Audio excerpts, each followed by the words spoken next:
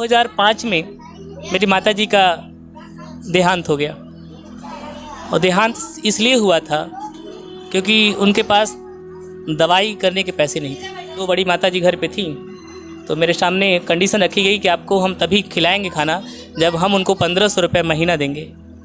घर के लोग बोले, जो बड़ी मम्मी लोग होती है, बड़ी माताजी ने कहा कि 1500 रुपये महीना दिया जाएगा तो हम आपको खाना बना। तो मैंने 1 ड्रम गेहूँ 1 ड्रम चावल मेरे पास था, मैंने उसे बेच दिया और कुल 2000 के आसपास पैसा इकट्ठा हुआ और वो लेकर भागकर मैं इलाहाबाद चला आया। जौनपुर से? जौनपुर सीसी से जा रहा था मैं, कटरा में पहुंचा था। मेरे पास फ़ोन आता है अचानक, एक दोस्त फ़ोन करता है, भैया चल जल्दी चले आइए। हाँ, तो मैंने कहा क्या हुआ? उसने कहा बस चले आइए जल्दी से। हम कि क्या हुआ भाई बताओ? तो उसने कहा कि आपके भाई बीमार हैं। हमने कहा अभी तो परसों में उससे मिल के गया है, परसों मैं इलाहाबाद से मैं उसको भेजा हूँ, तो अभी तो हॉस्टल गया है, अभी कैसे बीमार हो गया? लेकिन वास्तविकता तो ये थी कि उसकी डेथ हो चुकी थी। सिंह यादव की सरकार थी उस समय और सीढ़ी लगा के नकल होता था सीढ़ी लगा के नकल होता था। लोग चढ़ के बाहर पेपर आ जाया करता था, लोग खेतारी में बैठकर फाड़ के विद्याश्री जाती थी वहाँ से देते थे। भारत एक नई सोच देख रहे हैं आप और मैं आपके साथ प्रिंस सिंह आरके। स्क्रीन में आप जो इस तरह में तस्वीर देख रहे हैं ये प्रयागराज के मलिन बस्तियों की है, जो नदियों के किनारे मलिन बस्ती में लोग रहते हैं उनके बच्चों की है। अधिकतर देखा जाता है कि ऐसे बच्चे या तो आपको ताश खेलते मिल जाएंगे, कंचे खेलते, या तो पतंग उड़ाते, पढ़ाई से उनका दूर दूर तक नाता नहीं होता है। लेकिन आप जो तस्वीरों में देख रहे हैं और ये मेरे नीचे की तरफ जो बच्चे पढ़ रहे हैं उनको देख रहे होंगे, अभी कम ही उम्र, कच्ची उम्र है, अभी जीवन जीना शुरू ही किए हैं और इन लोग को एक अच्छी शिक्षा मिल रही है और ये हो पा रहा है किसी कारण। तो वो हमारे विवेक सर हैं जो कि एक पहल शिक्षा समिति के नाम से एक NGO संस्थान चलाते हैं और उसके ज़रिए बच्चों को फ्री में मुफ्त में पढ़ाई दी जाती है। अच्छा होता क्या है कि इन लोगों को जो पढ़ा रहे हैं ये हमारे विवेक सर हैं। कहीं ना कहीं इनकी कहानी जब कैमरा ऑफ हम सुन रहे थे तो इनकी भी कहानी कहीं ना कहीं इन्हीं की तरह गुजरी है, समस्याओं से भरपूर थी। तो उसका इन लोग का दर्द भी वही व्यक्ति समझ सकता है जो इसको जिया हो। तो हमारे साथ विवेक सर हैं और सर से बात करते हैं कि पहले की कहानी आपकी क्या थी, जो आप हमको कैमरा ऑफ होने के पहले बता रहे, कैमरा ऑफ था तब बता रहे थे, उसको थोड़ा हम कैमरे के सामने लोगों को बताइए, क्योंकि एक तब का जीवन और अब का जीवन आपका बदल चुका है। लेकिन आप जब बात कर रहे थे तो आँखों में चीज़ें कहीं कहीं झलक रहे थे। धन्यवाद आपका। बहुत दिन बाद, आज लगभग 17 वर्ष बाद कोई पूछ रहा है तो मैं 2 भाई था, मेरा नाम विवेक और मेरे छोटे भाई का नाम विकास, और मेरी माताजी रीता देवी, श्रीमती रीता देवी, और मेरे पापा बॉम्बे में रहते थे, एक दुकान पे काम करते थे। 2000 रुपया उनको महीना मिलता। 17 वर्ष पूर्व की बात है? 17 वर्ष पहले की बात है। तो उनको 2000 रुपया महीना मिलता था, बॉम्बे में रहते थे, इलेक्ट्रॉनिक्स दुकान पे काम करते थे। तो 2005 में मेरी माताजी का देहांत हो गया और देहांत इसलिए हुआ था क्योंकि उनके पास दवाई करने के पैसे नहीं थे। वो मुझे याद है कि 3 पत्रा के नीचे वो पिछले 10 दिन से बीमार थी और उनका पैर दर्द करता, फिर घुटना दर्द करता, फिर जांघ दर्द करता, फिर पेट दर्द करता, फिर सीना दर्द करता, फिर सर दर्द करता, फिर साइकिल होता जाता। और मैंने कहा कि पापा को बुलाया जाए तो पापा को नहीं बुला रही थी। उन्होंने कहा कि पैसे नहीं हैं और घर चलाने के लिए कमाना भी पड़ेगा। और पापा थोड़ा लड़ाई झगड़ा भी करते थे, तो वो मम्मी डरती थी कि वो आएंगे तो लड़ाई झगड़ा का गाँव से होगा इधर उधर, तो वैसे अच्छा है कुछ पैसे वहाँ से भेजेंगे 2000 महीना। लेकिन 10 दिन बाद मैं मम्मी को अपने, वो खाना पीना सब छोड़ चुकी थी और मैं उनको चम्मच से दाल पिला रहा था रात को 7 बजे के आसपास, और मुझे नहीं मालूम था कि उनकी डेथ हो चुकी है। फिर उस समय आपकी क्या उम्र रही होगी? मैं उस समय क्लास 10वीं पास किया था और 11वीं में एडमिशन लिया था, लगभग 16 साल की। हाँ, गर्मी की छुट्टियों की बात थी। 16 वर्ष का था मैं उस समय। एडमिशन 11वीं में नहीं लिया था उस समय, और मेरी माताजी का डेथ मेरे ही सामने हुआ था। तो उसके बाद फिर पापा आए।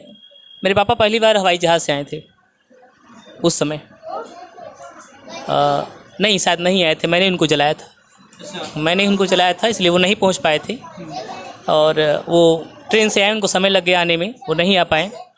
और उसके बाद फिर सब घर वाले सब आए और जब वो चले गए तो फिर हुआ कि दो बच्चों को कौन संभालेगा, मुझे और मेरे छोटे भाई को। अच्छा, आप 2 लोग थे, आपके भाई छोटे और आप? मेरा भाई 2 साल छोटा था मुझसे, विकास दुबे। तो 1 महीने तो सब ठीक ठाक चला, सब लोग थे। जैसे ही सब लोग चले गए बॉम्बे, सब अपने अपने कमाने, तो 2 बड़ी माता जी घर पे थी। तो मेरे सामने कंडीशन रखी गई कि आपको हम तभी खिलाएंगे खाना जब हम उनको 1500 रुपये महीना देंगे। घर के लोग बोले, जो बड़ी मम्मी लोग होती हैं, बड़ी माता जी ने कहा कि 1500 रुपये महीना दिया जाएगा तो हम आपको खाना बना के खिलाएंगे। पापा 2000 भेजते थे, 500 रुपये बचता था। 1 महीना दिया और अगले महीना मुझे लगा कि मम्मी ने कुछ सिखाया है तो खुद से करना चाहिए। तो मैंने अपना सब अपना बर्तन मांग लिया, अपना अनाज मांग लिया और ख़ुद खाना बनाना शुरू किया। और पहली बार भिंडी की सब्ज़ी बनाया था जिसमें इतना पानी डाला था। और उसको फिर जब निकाला, कुकर खोला तो देखा बड़ा अजीब सा था वो। उस समय आलू का खेत, आलू उखड़ा हुआ था, आलू का खेत जुता हुआ था, वहीं हम फेंक के आए थे उसको। और उस दिन भूखे सो गए थे। और लगभग कभी दूध पीकर, दूध भी गाय था, बछड़ा था, कोई लगाता नहीं था। हम जाते थे, बछड़े को छोड़ देते थे, थोड़ा बहुत एक आध पाव हाथ दर्द करने लगता था तो किसी को कह देते थे कि थोड़ा दूध ले ले, अब हमको बाकी दूध दे दे। तो इस तरह से दूध पीकर, गाजर खाकर और थोड़ा बहुत दाल चावल बनाकर किसी तरीके से अपना जीवन यापन शुरू किया और अपने आप को संभाला। रात को सो जाता था ठंडियों में रजाई पर लालटेन रख कर। तो एक बार तो ऐसा हादसा हुआ कि लालटेन गिर गई और लेकिन हम लोग जले नहीं थे। और क्योंकि रात चटकनी बंद करके सोते थे कमरे में, लाइट तो आती नहीं थी उस समय, सफ़ेद पीले बल्ब का ज़माना था। रात को सोने के बाद लाइट आया करती थी। तो किसी तरीके से पढ़ाई करने को, उसमें मेरा हृदय टूट गया था, मैंने पढ़ाई छोड़ दिया था। मैंने 12वीं के बाद मतलब पढ़ाई छोड़ दी? 10वीं के बाद। 10वीं के बाद 11वीं में मैंने तय कर लिया मैं पढ़ाई नहीं करूँगा। मैं मुझे क्योंकि मेरी माता मुझे बहुत मारती थी पढ़ने के लिए और मुझे वो अखर रहा था कि आज मुझे कोई मारने वाला नहीं है, तो मैं जब तक मुझे कोई मारेगा नहीं मैं पढ़ूँगा नहीं। तो इसी में मैंने अपनी पढ़ाई जो है वो छोड़ दिया। लेकिन मेरे दोस्त जब 13वीं में आए थे मम्मी के, तो उन्होंने मेरी फ़ीस जमा कर दी थी स्कूल की, 11-12 की एक साथ जमा होती थी। सभी दोस्त थे, सहयोग किया, सब दोस्तों ने कंट्रीब्यूशन करके मेरी 11वीं-12वीं की फ़ीस जमा कर दी। और उन्होंने कहा कि तुम्हारा मन करेगा तो तुम पढ़ोगे। और बोर्ड एग्ज़ाम था, 11वीं पेपर केवल एनुअल होता था, डायरेक्टली दोनों साल का एक साथ पढ़ के देना होता था। मैथ की 6 किताबें ज़माने में, हाँ, मैथ की 6 किताबें हुआ करती थी। अच्छा, कौन सा सन था उस समय? 2007 में मैं इंटर में था। अच्छा, मुलायम सिंह की सरकार उस समय? मुलायम सिंह यादव की सरकार थी उस समय। और सीढ़ी लगा के नकल होता था सीढ़ी लगा के नकल होता था। लोग चढ़ के बाहर पेपर आ जाया करता था, लोग खेतारी में बैठ कर फाड़ के विद्याश्री जाती थी, वहाँ से देते थे। और मेरे प्रिंसिपल गढ़ का मेरे परिचय का था, हमारी अच्छी दोस्ती थी। तो उस समय थोड़ा सा एग्ज़ाम देने चले गए और पूरा नकल मार के 309 नंबर मेरा आया। 1 नंबर मेरा अपना नहीं था। मैंने मैथमेटिक्स में केवल 1 किताब, बीजगणित में समांतर श्रेणी पढ़ा था और फिजिक्स में केवल पहली किताब में केवल बीमा पढ़ा था। केमिस्ट्री किताब मुझे गांव के ही सुमन दीदी थी, उनसे किताबें सब मुझे मिली थी, वो पढ़ी थी। तो किताबें खरीदने के पैसे भी नहीं थे मेरे पास, तो मुझे मांग कर मिला था। तो इस तरह से उसके बाद जब मैं 12 पास हुआ तो मुझे मेरी मम्मी के, मैं उस इमोशन से बाहर निकला। मुझे लगा कि मुझे उनके सपनों को पूरा करना चाहिए। मुझे बाहर, इसलिए मुझे मारती थी मम्मी पढ़ने के लिए। हाँ, थोड़ा सा लेट बुद्धि आई। और लेकिन जाता कैसे, कोई पढ़ाने वाला तो था ही नहीं। अपने भाई को ननिहाल भेजा कि तुम 2 साल पढ़ो। वो 10 पास हो गए, 9 पास हुआ था और मैं 12 पास हुआ था। तो नानी के यहाँ चला गया और मैं इलाहाबाद, मुझे आना था। तो मेरे पास पापा से मैंने कहा, पापा ने कहा नहीं, जाना नहीं है। तो मना किया उन्होंने। लेकिन उस समय मेरे अंदर आग सी लगी थी कि मैं जाऊंगा चाहे जो हो जाए। मम्मी की बहुत याद आ रही थी उस समय और उनके सपनों की याद आ रही थी। वो चाहती थी लड़का पढ़ लिख कर कुछ अच्छा करे। तो मैंने 1 ड्रम गेहूँ, 1 ड्रम चावल मेरे पास था, मैंने उसे बेच दिया और कुल 2000 के आसपास पैसा इकट्ठा हुआ और वो लेकर भाग कर मैं इलाहाबाद चला आया। जौनपुर से पहली बार इलाहाबाद आया था और इलाहाबाद चला आया और कुछ नहीं आता था, कुछ भी नहीं आता था। इसका ये समझ लीजिए कैसे कुछ नहीं आता था कि एक बार मैं इलाहाबाद से जौनपुर जा रहा था, इलाहाबाद जंक्शन स्टेशन पर, और मुझे मालूम नहीं था कुछ। तो मैं प्लेटफॉर्म नंबर 9 पर साइकिल चलाते हुए चला गया था। प्लेटफॉर्म नंबर 9 पर साइकिल चला रहा था अंदर, और प्लेटफॉर्म 9 पर साइकिल चला रहा था। और वहाँ सिविल ड्रेस में टीटी ने मुझे रोका। तो मैंने कहा आ रहा हूँ अभी आ रहा हूँ, ट्रेन से जाना है घर, देख लूँ ज़रा। तो उसने हैंडल पकड़ के खींच लिया और मुझे 2 डंडा मारा, ट्रांसपेरेंट डंडा लिया हुआ था। उसने कहा कैसे जाओगे? मैंने कहा गोदान से जाऊँगा। उन्होंने कहा टिकट कहाँ है? हम कहा टिकट पहले ट्रेन देख लूँ, आया तो है तब टिकट लूँगा ना। उसने कहा प्लेटफॉर्म टिकट का है। मैंने कहा ये क्या होता है? जैसे बस वाला होता है ना कि बस आ गई तो देख ले टिकट मिल, कुछ उसी तरह आप। फिर उसने पूछा ये साइकिल कैसे ले जाओगे? हमने कहा इसको उल्टा करूँगा, इसका पावदान ट्रेन के खिड़की में जो रॉड लगी उसमें फंसाऊँगा और उसी में से लेके जाऊँगा। तो फिर वो मुझे 2 डंडा और मारा और फिर उसके पूरा प्रोसेस बताया कि कैसे। मुझे कुछ नहीं मालूम था, मैं इलाहाबाद में आया था, मुझे कुछ भी नहीं मालूम था। वही 2000 रुपये थे, 300 रुपये किराया था उस समय रूम का, 1 रुपये की चाय मिलती थी। लेकिन पैसे खत्म हो गए 3-4 महीने में। मकान मालिक आया, 2-4 बार कहा, 5 बार कहा, अंतिम वो सारा सामान उठाकर फेंक दिया मेरा सड़क पर। सब देख रहे थे, मेरे आंखों में आंसू थे, बड़ी बेइज्जती हो रही थी। लेकिन कौन जानता ही था मुझे इलाहाबाद में। तो इस बात तो फिर मैंने अपने सब सामान इकट्ठा किया और स्टेशन चला गया। रात भर स्टेशन पे रहा, सुबह एजे का इंतज़ार किया। और कौन? जौनपुर पैसेंजर, इलाहाबाद जौनपुर पैसेंजर, एजे का इंतज़ार किया। इलाहाबाद जौनपुर पैसेंजर आई, हम लेके चले गए। घर वालों ने बहुत ताना मारा पहुंचने के बाद कि पढ़ने गए थे, पैसा है नहीं, औकात है नहीं। मैं मंदिर पे जाकर, मेरे यहाँ राम जानकी एक मंदिर है बगल में, मैं वहाँ पे रो रहा था। कैलाश भैया, एक कैलाश द्विवेदी थे, कैलाश भैया, वो आए, उन्होंने कहा जाओ इलाहाबाद जाओ, कम से कम बोलने की तमीज़ तो सीख जाओगे। काम करना मत आना यहाँ पे, लेकिन गांव लौट के कभी मत आना। मैंने तय किया कि मैं नहीं आऊँगा दोबारा गांव। मैं केवल अपना बैग उठाया, टीसी मार्कशीट उठाया और मैं निकल गया वापस। मैं इलाहाबाद में आया, स्टेशन पे रुका।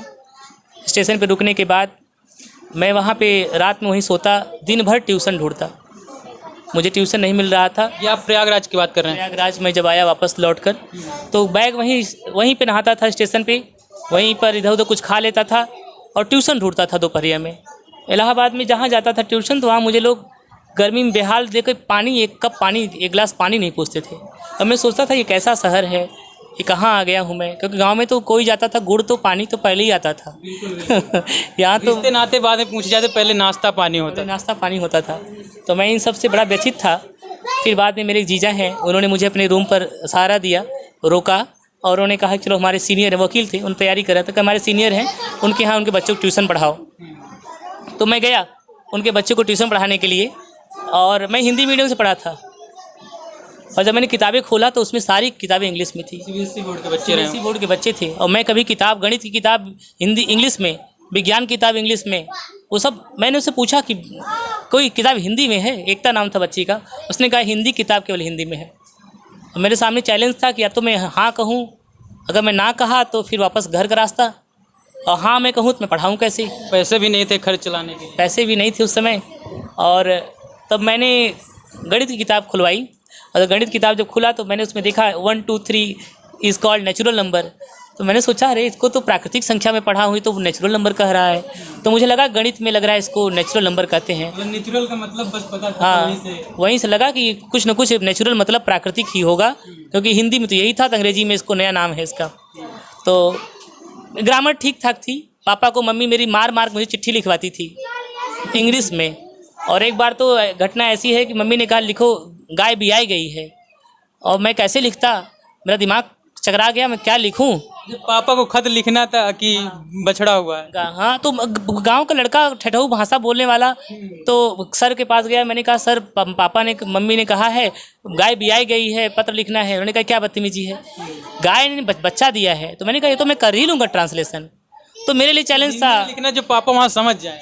तो मेरे लिए चैलेंज था कि भोजपुरी को पहले शुद्ध हिंदी में ट्रांसफ़र करो और फिर शुद्ध हिंदी को तब ट्रांसलेट करो। तो मैं गाय बियाई गई ट्रांसलेशन नहीं जानता था, लेकिन गाय ने बच्चा दिया है कि जानता था।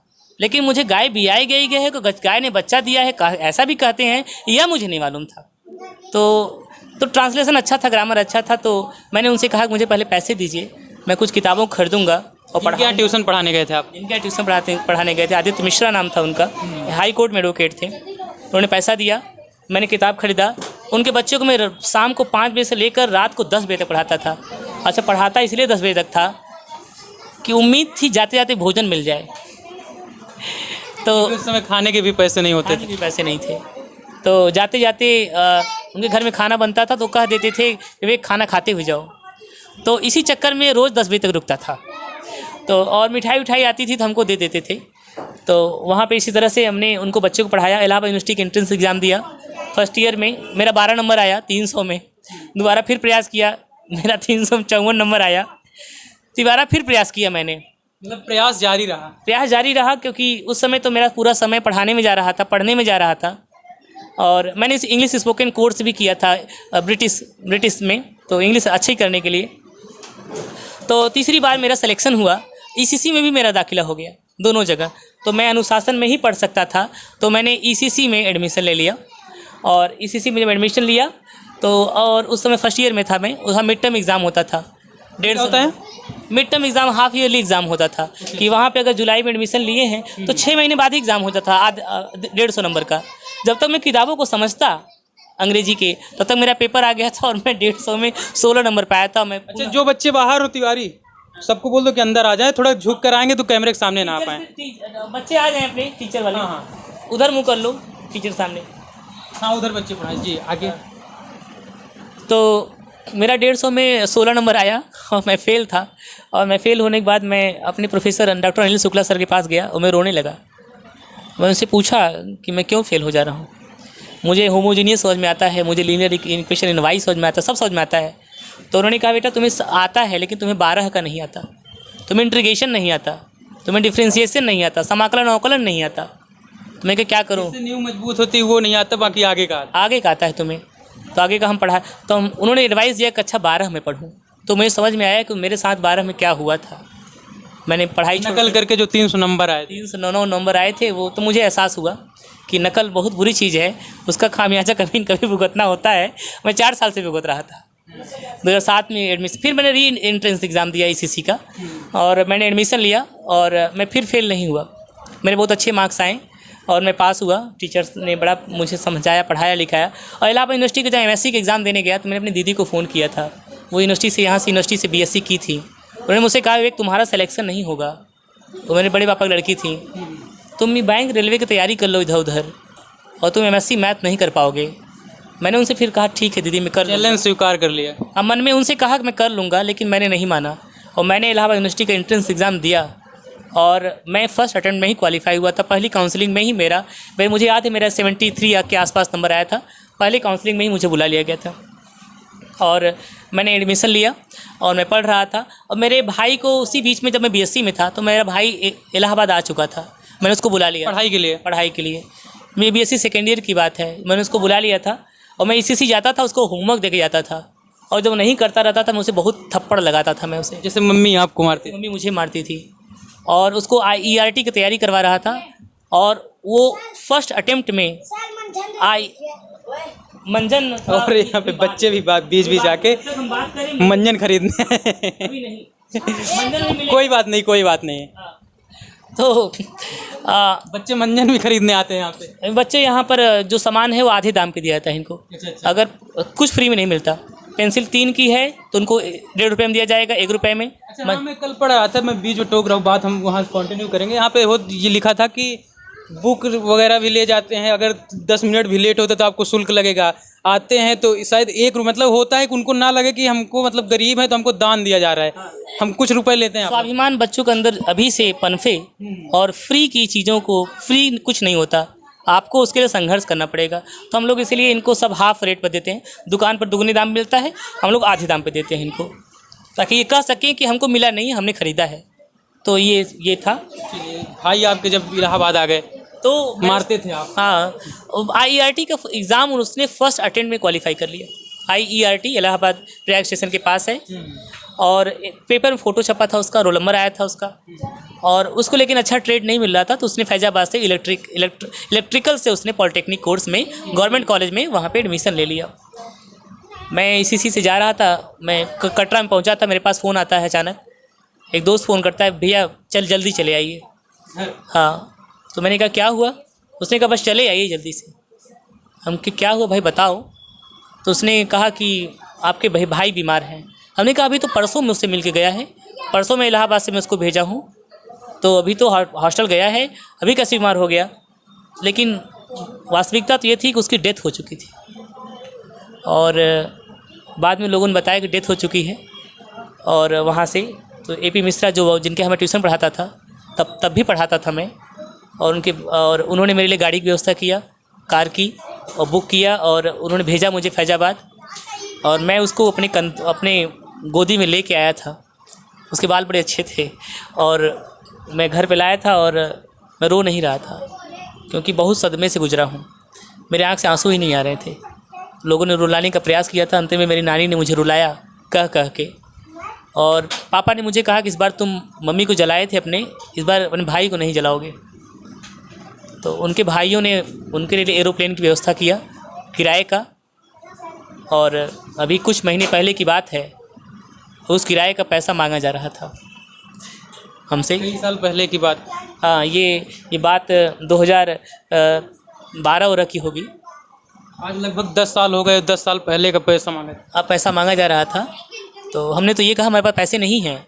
हमारे पिताजी इस बार फिर ट्रेन से आ जाते, हाँ हम ही जला देते, पिछली बार जलाए थे, आपने व्यवस्था किया था पैसों का, हम क्यों दे पैसे।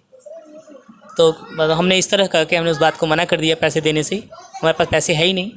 तो उसके बाद फिर मैं यूनिवर्सिटी में मेरा एडमिशन हुआ, मैं उस सदमे से निकला। उसके बाद उस सदमे के दौरान मेरे हाथ में भगवत गीता की पुस्तक आई। ये आप मुझे दिखा भी रहे थे भगवत गीता पीछे। जी ले लेते हैं। पीछे ये भगवत गीता रखी हुई है। जी जी। ये भगवत गीता की पुस्तक मेरे हाथ में तब आई। मेरे भाई के गुजरने के बाद पापा आए और उसको पापा ने जलाया उसको।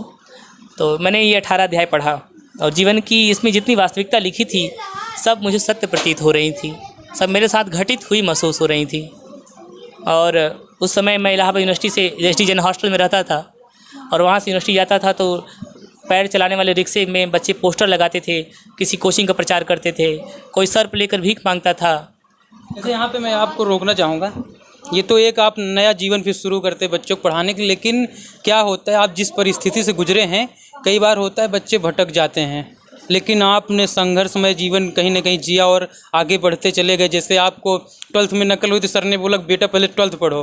कई बार इस जगह पे आके बच्चे छोड़ते हैं, कुछ और करते हैं, लेकिन आपने पढ़ाई की और MSc मैथ से जाके एडमिशन दाखिला लिया इलाहाबाद विश्वविद्यालय में। तो उन लोगों को क्या सीख देना चाहेंगे जो अपने भटक जाते हैं लाइन से? देखिए, जो भी बच्चे मेहनत कर रहे हैं उनको जब तक जीवन है आप संघर्ष करो।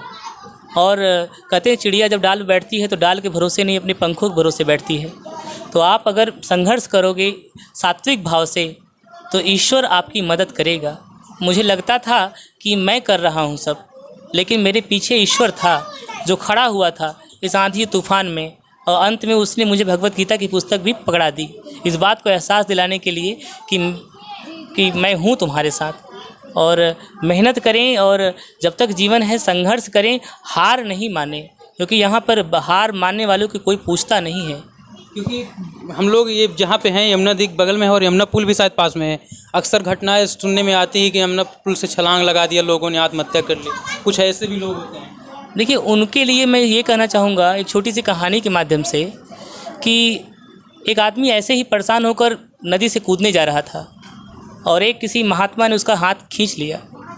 तो उस मनुष्य ने कहा कि उस बच्चे ने कहा कि क्यों खींच लिए, बड़ा मेहनत करना पड़ता है, सोचना था, सब कुछ त्याग के मैं जा रहा था, आप मुझे क्यों बचा लिए, मेरे जीवन में बहुत दुख है, बहुत तकलीफ़ है। तो जाता है और नदी में ले जाता है, कह रहा है पानी पियो, और जब पानी पीने जाता है तो उसमें चुटकी भर नमक डाल देता है। तो उसको कटोरी में पहले पानी देता है, और जब कटोरी में पानी पीने जाता है चुटकी भर नमक डाल देता है, तो उसको पानी बड़ा खारा लगता है, बड़ा तीखा लगता है। तो वो फिर नदी के पास ले जाता है, उसने कहा पानी पियो, और जब पानी पीने जाता है तो वही चुटकी भर नमक डाल देता है, तो उसको नदी का पानी मीठा लगता है। तो परेशानियाँ ये चुटकी भर नमक हैं। हम अपनी सोच का विस्तार कटोरी जैसा किए हैं कि नदी जैसा किए हैं, इस बात से फ़र्क पड़ेगा कि परेशानियाँ हमको हिला पाएंगी कि नहीं हिला पाएंगी। इसलिए माता पिता के संस्कार, अच्छे पुस्तकों का अध्ययन, और गुरु जितने टीचर्स हैं उनके प्रति सम्मान, ये ही चीज़ आपको नदी जैसा विशालकाय बना पाएंगी, और वो परेशानियाँ आपको मीठी लगेंगी, और तब आप इस तरह की हरकत नहीं करेंगे। इसलिए संस्कार बहुत आवश्यक है। बिल्कुल, संस्कार जीवन बहुत आवश्यक है, तभी आप आगे बढ़ पाएंगे। अच्छा, ये जहाँ पर हम बैठे हुए हैं एक पहल शिक्षा समिति, बच्चों को पढ़ाने का ख्याल कैसे मन में आया? क्योंकि आप कहीं ना कहीं उस समय एक परिस्थिति से गुजर रहे थे, और आपने जिम्मा ले लिया सैकड़ों बच्चों को पढ़ाने का, कुछ था ही नहीं जिम में। यूनिवर्सिटी से किताबें लेकर एसटी जन हॉस्टल से यूनिवर्सिटी की तरफ जब बढ़ रहा था, तो वही रिक्शे पर जो पोस्टर चिपका रहे थे, सर्प लेकर भीख मांग रहे थे, कंपनी गार्डन में तब बच्चे भीख मांग रहे थे, एक दुकान पर समोसा दे रहे थे, तो मेरे मन में आया कि कितना कष्ट है इनके जीवन में, कैसे ये आगे बढ़ेंगे, और ऐसे कितने बच्चे होंगे। और मेरे आगे पीछे कोई था नहीं जिसे मुझे जवाब देना था, कोई नहीं था दिखाने वाला या कोई सवाल जवाब करने वाला। हाँ, किसी को ये नहीं बताना था कि तुमने तुम्हारे लिए इतना कुछ किया, तुमने पढ़ाई क्यों छोड़ दी। कोई पूछने वाला नहीं था, कोई बताने वाला नहीं था, किसी को जवाब नहीं देना था। तो मैंने सोचा कि इस दिया जो है ये बुझ ही जाए दूसरों के लिए तो क्या फ़र्क पड़ता है, कौन है जिससे फ़र्क पड़ता है। तो मैंने ये तय किया कि मैं अपनी पढ़ाई छोड़ूंगा, क्योंकि किसी को फ़र्क नहीं पड़ना था। और वो जो दर्द दुख मैंने सहा था, वो बच्चों के अंदर जो मैं देख रहा था, मैं उससे रिलेट कर पा रहा था अपने अंदर। और मैंने सोचा कि मैं इन बच्चों को समझाऊंगा और इनको उस दर्द और दुख से, मुझे कोई राह दिखाने वाला नहीं था, लेकिन मैं जो कष्ट सहा हूँ राह न दिखाने के कारण, मैं राह दिखाने वाला बनूंगा इनके लिए। और मेरी जीवन तो समाप्त हो ही चुकी थी माता जी के जाने के बाद, भाई के जाने के बाद, तो मेरा जीवन था ही कहाँ। भगवत गीता ने मुझे एक नया जन्म दिया और उस जन्म को हमने इन बच्चों के लिए तय कर लिया कि मैं समर्पित करूंगा। और मैंने सर्वे किया झुग्गी झोपड़ी का, और वहाँ पे जो बच्चे भीख मांग रहे थे, कबाड़ बिन रहे थे, गोली खेल रहे थे, जुआ खेल रहे थे, टैटू गुदवा रहे थे, कान में बाली पहन रहे थे, नशा कर रहे थे, वाइटनर सूंघ रहे थे, तो मैंने इन बच्चों को काउंसलिंग करना शुरू किया। इन बच्चों को खेल के माध्यम से समोसा लेके आया, इनसे भाग के आए, इन खेल के सामान लेके आया, इनके बीच खेला कूदा, इनके प्रति अपने लिए अपनापन जागृत किया पहले। और जब मुझसे ये प्रेम करना शुरू किए तो मैंने इनसे पढ़ने के लिए रिक्वेस्ट किया। कितने बच्चे अभी पढ़ रहे हैं आपके? लगभग 5 केंद्र आप बता रहे थे। 7 केंद्र है हमारे यहाँ पर। इसमें विवेकानंद केंद्र, भगत सिंह केंद्र, रानी लक्ष्मीबाई केंद्र, आज़ाद केंद्र, कलाम केंद्र, रामानुजन केंद्र और अक्षय केंद्र। तो अभी हम लोग स्पोर्ट्स सेंटर भी खोल रहे हैं। तो इसमें 270 बच्चे एजुकेट कर रहे हैं। और ख़ास बात यह है कि इसमें से 24 बच्चों को हमने पढ़ा लिखा कर इन्हीं को टीचर बना दिया है। तो कक्षा 7, 8, 9 बच्चों को मैं पढ़ा देता हूँ और 6 के बच्चों को प्रीति पढ़ा देती है। तो हायर क्लास का स्टूडेंट जो है लोअर क्लास के बच्चों को 4, 3, 2, 1 को पढ़ा लेता है। इससे ज्ञान का वर्धन भी होता रहता है, मतलब जो पिछले बार पढ़ चुके हैं उसका रिवीजन भी होता रहता है। ये इसलिए ज़रूरी था कि यहाँ पे देखिए, यहाँ पर बच्चियों के प्रति यहाँ के लोगों की सोच अच्छी नहीं है। 14 साल 13 साल की उम्र में लड़कियाँ एक बच्चे की माँ बन जाती हैं, भाग जाती हैं, और कोई सम्मान की दृष्टि नहीं है दूसरे का। तो हमने सोचा जब बच्चों को पढ़ाएंगे तो जो कड़ी टूट गई है वो कड़ी जुड़ेगी। वो उनको दीदी कहेंगे, वो उनको भैया कहेंगे। यमुना जी में नहाने जा रहे हैं तो कोई दिक्कत होगा तो 4-10 बच्चे खड़े रहेंगे वहाँ पर। तो इस तरह से इस कड़ी को जोड़ने का प्रयास था। इनका पुनर्सम्मान इनको वापस मिले और इनके अंदर, कहते हैं ना, इनके अंदर वो थॉट जनरेट कर दीजिए कि आई एम टीचर। जब टीचर हैं तो स्टूडेंट तो रहेंगे ही। तो ये बच्चे इस तरह से हमारे पढ़ाते हैं। तो आप जैसे बता रहे थे यहाँ पे खेलने के सामान है और कुछ चीज़ें छोड़ दी हैं, तो उसको अब थोड़ा खड़े हो जाते हैं, पूरा बताते हैं। जैसे ठीक है, मैं यहाँ पे कैरम देख सकते हैं। तो अच्छा, ये जो चीज़ें होती हैं यहाँ पे, जैसे मैं देख रहा हूँ अभी चारों तरफ जा रहे हैं, लैपटॉप रखे, कंप्यूटर रखे, खेलने के सामान, तो इन सब चीज़ों का जुगाड़ कहाँ से होता है? क्योंकि चीज़ें जुगाड़ से ही चल रही हैं। जुगाड़ यहाँ से होता है कि इलाहाबाद विश्वविद्यालय के प्रोफेसर और ईसीसी कॉलेज के आपसे बहुत पहले से जुड़े हुए हैं, आपके प्यारे दुलारे आप हैं उनके। तो सभी टीचर, सभी यूनिवर्सिटी और ईसीसी के प्रोफेसर्स, ये सब इनकी मदद से। और फिजिक्स वाला अलग पांडे जी, फिजिक्स वाला एक बार इधर दिखा दें, तिवारी जी, मैं चाहूँगा इधर दिखा दें आप। फिजिक्स वाला से आप लोगों का टाई अप है? हाँ, फिजिक्स वाला अलग पांडे जी काफ़ी सहयोग करते हैं। 26,000 रुपये महीना पिछले 2 साल से वो हम लोगों को दे रहे हैं। तो इन लोगों की मदद से यह सब यहाँ पर पूरा अरेंजमेंट होता है, पूरी व्यवस्था होती है। कितने बाई का कमरा होगा ये 15 फीट लंबा है, 15 फीट चौड़ा है। तो इसका कोई किराया वगैरह, रेंट वगैरह लगता है? किसका, मतलब ये माला देवी का ज़मीन है, बगल में रहती हैं। तो ये उन्होंने 5 साल के लिए हम लोगों को दिया है कि 5 साल बाद पूरा हो जाएगा तो ये पूरा सेटअप वो उनको दे दिया जाएगा। मतलब वो चलाएंगे पूरा सेटअप? वो रहेंगी, क्या करेंगी उनकी मर्जी। तो हाँ, क्योंकि तो यहाँ पे तिवारी, चाहूँगा थोड़ा इधर आ जाएं आप। ये अच्छा लैपटॉप वगैरह रखे हैं यहाँ पे, ये कंप्यूटर कुछ तो नए नए लग रहे हैं, कुछ तो ये सब लैपटॉप से प्रोफेसर्स ने हमारे डोनेट किए हैं। पीयूष डॉक्टर, इलाहाबाद विश्वविद्यालय। हाँ, गीतिका पांडे मैडम IRS ऑफिसर हैं। पीयूष खरे सर ने डोनेट किया है। ईसीसी के संस्कृत विभाग के लोग हैं, अंग्रेजी विभाग के लोग हैं। अक्षय तिवारी का ये है, ये और अखिलेश यादव जी का भी वहाँ पे लैपटॉप रखा, जो वो एक हमारे बड़े ही समर्पित व्यक्ति थे। अक्षय तिवारी अपना जीवन इसी में समर्पित करना चाहते थे, मेरी ही तरह। लेकिन उनके भी परिवार था, उनकी बहन थी, हमें उनको डांट कर भगा दिया है। क्योंकि मुझे मालूम इसका कष्ट क्या होता है। तो उनने जो कष्ट झेला है वही इसको चला सकता है। मुझे मैं लग चाह रहा था कि वो सरकारी नौकरी करें और पढ़े लिखे आगे बढ़ें, फिर हमसे जुड़ें, और उन्हीं का वो लैपटॉप है। यहाँ पे थोड़ा ऊपर कैमरा ऊपर करके दिखाएं, यहाँ पे प्रोजेक्टर लगा। प्रोजेक्टर कहाँ से मिला आपको? जैसे ये एक प्रोजेक्टर है, ये 9000 प्रोजेक्टर है। पुनीता त्रिपाठी दिल्ली में पीएचडी कर रही हैं, उन्होंने डोनेट किया है। इसके साथ यूरोप से श्वेता सोनी जी हैं, यूरोप में ईसीसी पढ़ी हैं, यूरोप में हैं, वो पीएचडी कर रही हैं। उन्होंने 38,000 का प्रोजेक्टर हम लोगों को दिया है, वो अंदर बॉक्स में रखा हुआ है। तो अच्छा, यहाँ पे चोरी वगैरह का डर नहीं होता, कोई चोरी न कर ले जाए?